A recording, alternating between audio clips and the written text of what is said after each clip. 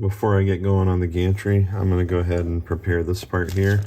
And you're going to have either a 2-hole or a 3-hole part, but this is for the cable chain to mount to, and then the wires will go through here. So I'm going to go ahead and I need some heat sinks or some heat inserts I need to put in here. I'm going to hold the part down with that.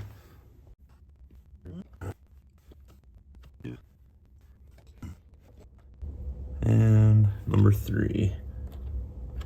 Okay, those look good. And you're going to need all these 3D printed parts and probably some more. I've got the joints here I'm going to be using. I've also got the very shortest piece of extrusion, which is going to be the back part of the gantry, and then the AB drives and front idlers that we talked about in the previous step. Okay, the first thing we're going to do is prepare this extrusion, and these pieces are basically going, this extrusion is going to slide in here, and then we're going to be bolting it down, and we'll be using M5 screws and T-nuts in these pieces, both top and bottom. So you're going to need a total of 8 T-nuts, 4 for each side, and I'm just going to go ahead and slide these in, or roll them in, it doesn't really matter which. And then I'm going to flip it and do the same thing here.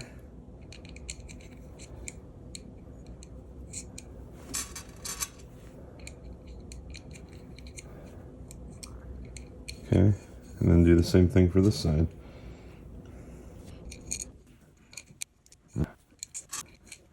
And now we're going to align the holes on the top and bottom on each side with these M5x10s into the T-nuts. I suggest just pushing them in all the way as far as it'll go, and then just using a driver to skewer them into place. And then now we can sink them.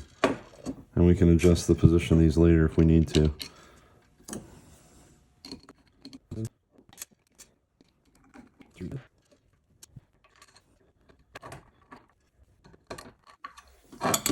Okay, I've got those in. I'm going to repeat for the other side. Okay, now I've got this side done as well, so this piece is pretty much good to go. And now it's probably a good time to double check that all your bearings are in the right place. So you should have these two here, here, and then the pulley here on the left side, and then on the right side, bearing here, motor pulley low, and then these 2 bearings. So if you have that, you're in good shape. If you don't, you probably have to do some rearranging. Now you're going to need your 2 remaining extrusions that are about the same size. You're going to need your MGN9 rails. And for my size of rail, which is for the 350, I'm going to need 10 T-nuts per rail and 10 M3x8s per rail per extrusion. You're also going to need these centering guides. So this is pretty much identical to when we mounted the Z rails. Just like before, you want to make sure you come in here, insert these. You can roll them in. That's probably what I'll be doing for the rest of them. And these are going to be spaced about every other rail. So what you can do, or every other hole on the rail. So what you can do is kind of eyeball it, put your rail in front. This makes it go a little quicker, and then just line the holes up to where the centers of these bigger holes. And then the idea after that would just be to set it down in there and make sure you get these aligned. You insert these properly, so the wide part should be on the top. Okay, and now I've got all the pieces in here. I've got about 10. I think it's important to have one on the end, or make sure the ends are both going to be inserted into. I'm going to go ahead and remove my rail. And don't forget to clean your rails off.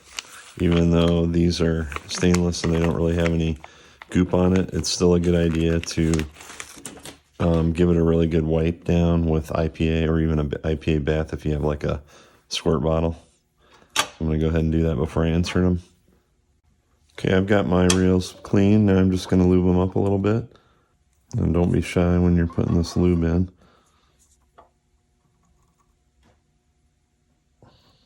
So I'll make sure I coat about half of it on this side. Wipe the gunk off. And then I go down to the other side and I do the same thing.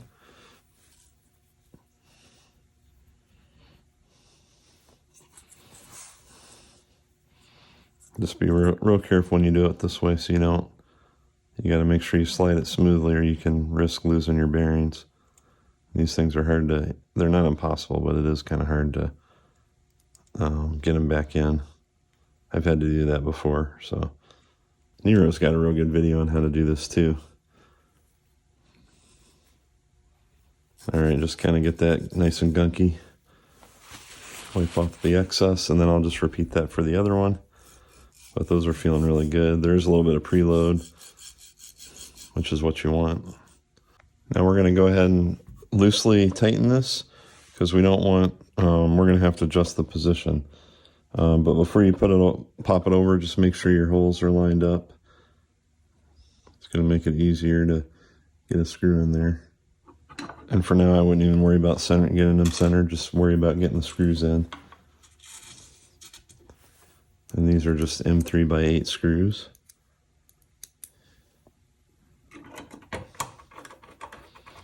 There's only one side you can put these in.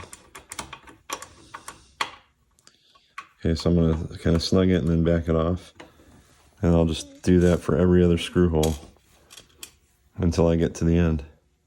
All right, I've now got 10 of my screws in there, and I've got them just loose enough where I can kind of adjust it.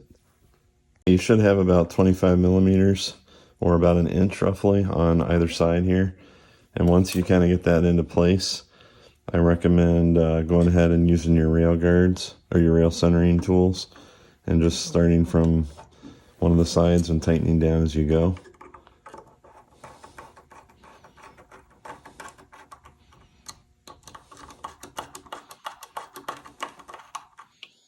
And then just go all the way down with that. Just kind of test it, make sure everything can move along. If you have high preload rails like I do where your carriages aren't going to move, you probably want to put your end stoppers on there just to prevent your carriage from slipping off. If you do have a preload, then you don't really need to worry about it because it's probably not going to go anywhere. And then we'll just repeat that same process for the second piece. And then we're just going to match it up, and it should be the same distance, about 25 millimeters on the ends. Something else I want to mention before we do this, when you're looking at your rail here, make sure that there's no M3 T-nuts hanging out. If there is, you need to flip it because you're going to need pretty much that full space when we insert the 3D printed part. So you're just going to have to make sure the hole is on the outside for these. All right, so now I've flipped them over. I'm going to go ahead and insert my M5 T-nuts with the holes towards the outside.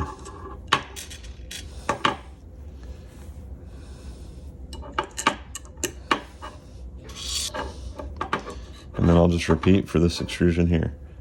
Okay, now these are both pretty much ready to go for the plastic parts. Before we can put these pieces on, we're going to need to populate the ends of the top part of the extrusion right next to the rails. And this is a little tricky. You're going to need an M3 T-nut, and that's going to go on the inside. And you're also going to need an M5 T-nut, and you have to orient them the proper way.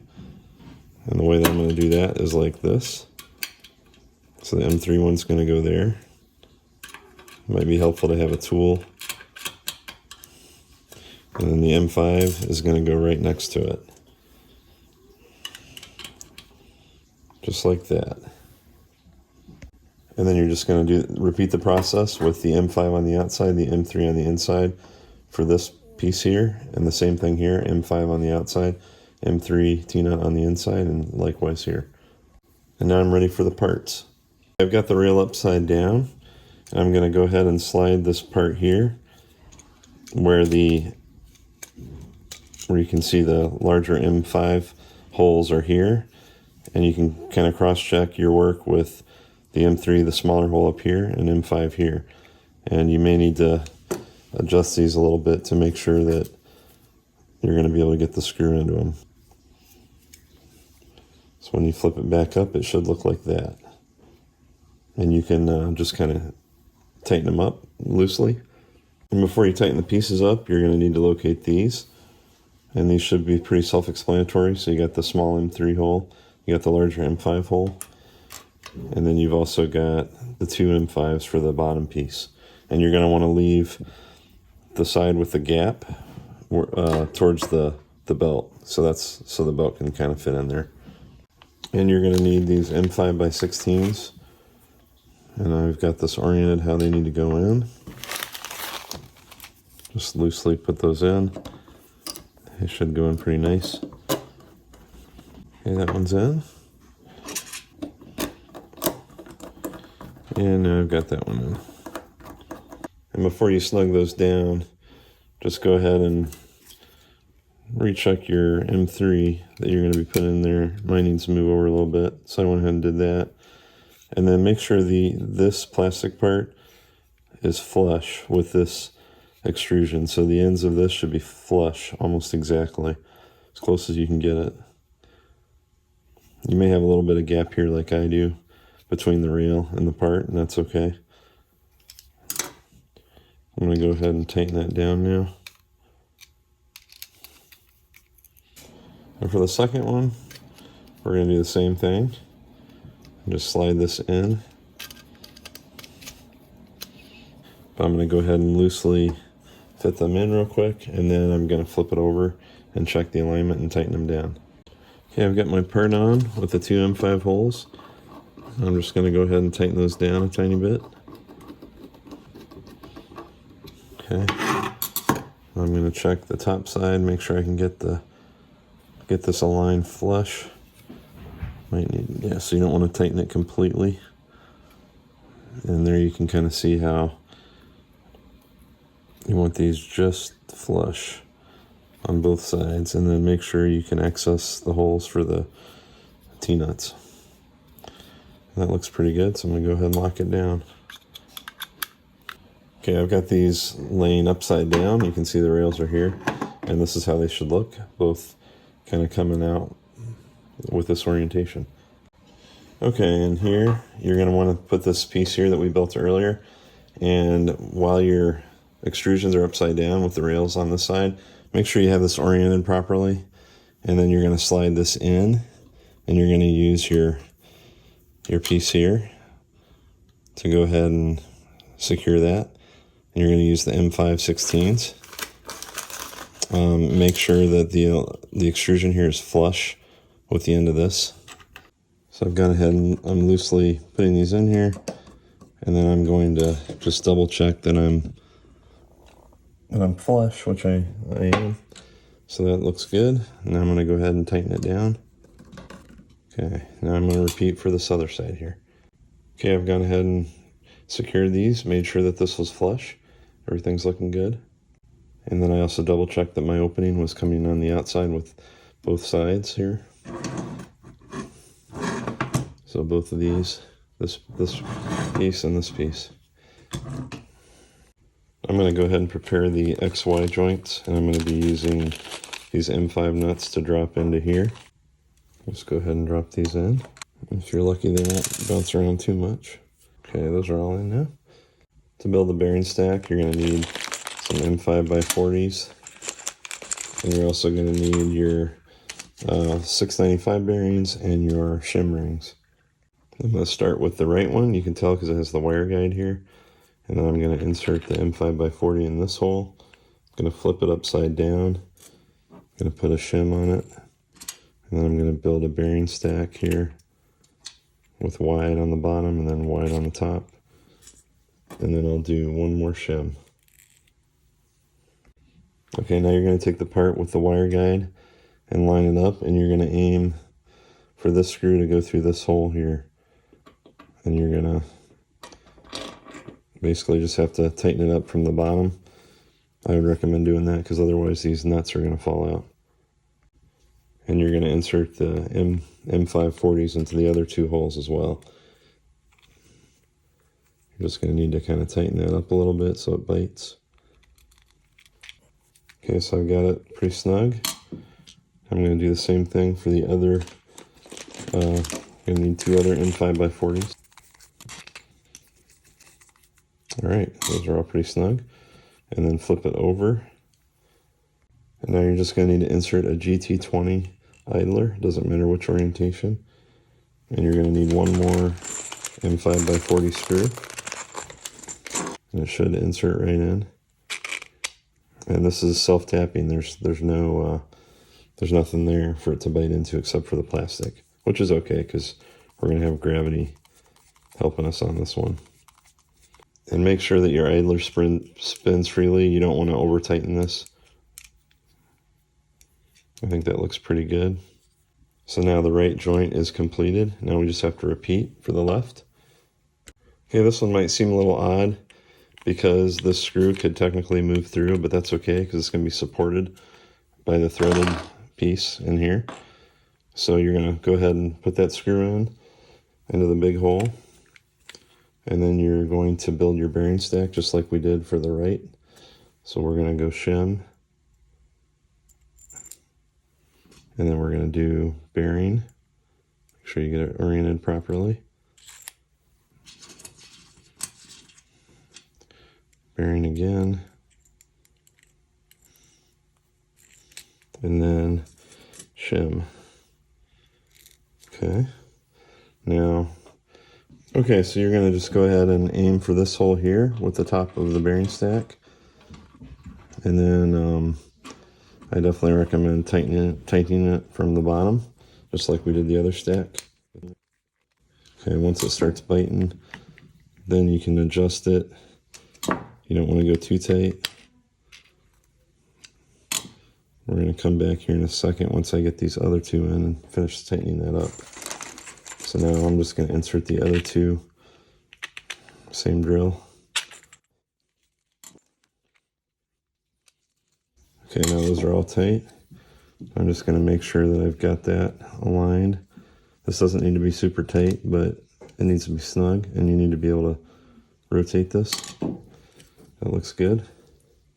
Now you're going to use your other GT20 pulley, and we're going to insert this M540, just like we did on the other side. And then just lightly, once you feel a little bit of resistance, you're good. And you don't need any shims. It's going to move around a little bit, and that's okay. It should be able to freely spin, and you shouldn't have anything warping or bending here. All right, now I'm going to go ahead and build the X-axis, which is going to need the MGN12 rail.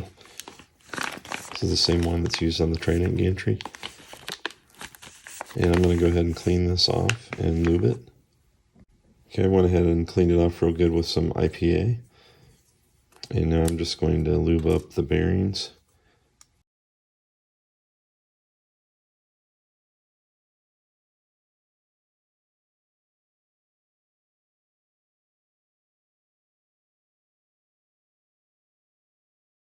All right, I went ahead and got them loaded, and now I'm just going to make sure everything's aligned over the holes. And these are M3 T-nuts, so you're going to need the M3x8 screws to sink them. And I'm just going to lightly put them in there because we're going to need to adjust them to a specific length on the end.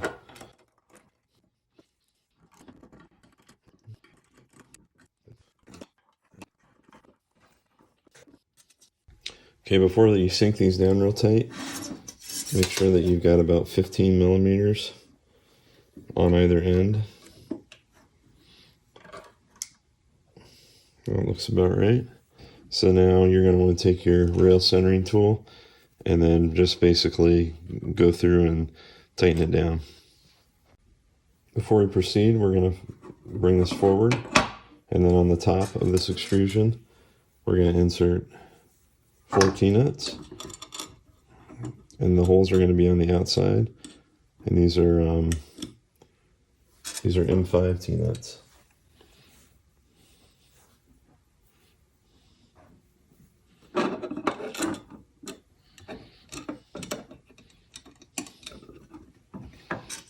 You're going to do the same thing for the other side.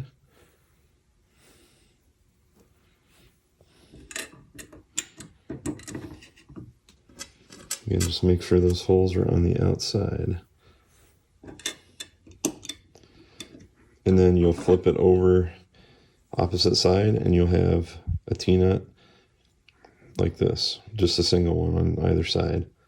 So at this point, you should have 2 on either side on the top as you rotate this extrusion, and then 1 on either side on the bottom.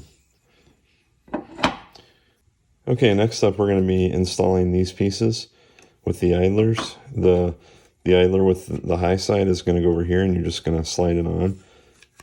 And it should sit right on top of those T-nuts. The one over here, same thing. You're going to need M5x10s here to secure these. We're going to start with the right side because we also need to install this cable chain piece.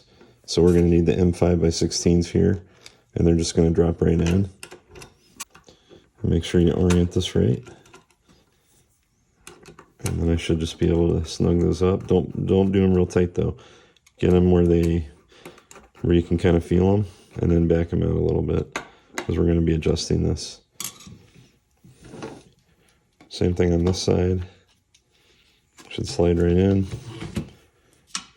And go ahead and skewer these a little bit if you need to adjust them where the screws go in. And then same drill, don't get them too tight, just get them finger tight and back it off a little bit. Okay, now I've gone ahead and flipped it over, and you're going to need an M5 shim ring, and you're also going to need an M5x30 to fit into these pieces here. Okay, I'll do this one first. I'm going to skewer that because I can see the nuts off a little bit. Same thing on this side. And then I'm going to grab my shim out of the bag here. I'm going to need two of them, one for each side. Put that in there. And then I'm going to go ahead and take my M5x30. And then I will kind of finger tight it and back it off a tad. Okay. Same thing on this side. Alright, that's looking pretty good. Now's a good spot to check your work. Make sure that you've got this bottom idler here.